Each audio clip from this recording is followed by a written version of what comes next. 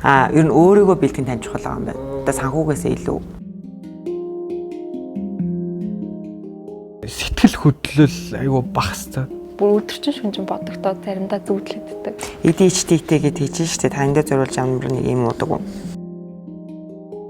Өөрөө тэрийг ингээд идэвхтэйгээр илэрхийлдэг байхгүй юу? Төсөөл нэг юм ууртай л хүн ингээл амар амархан ингээ хүрэхэд ингээд шууд өргөс нь гараад ирэх гэж байгаа юм шиг ингээд.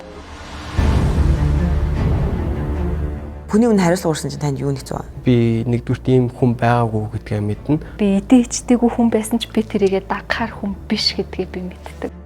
Яг хин нэгэнд миний хийсэн үйлдэл яаж тусах вэ гэдэг бодол ерөөсөө миний толгойд орж ирдэггүй байхгүй юу? Тэгээ хүүхдээр өдрө болгон гаргаж чаддгүй дээр нь өөрийгөө муу гэж боддог.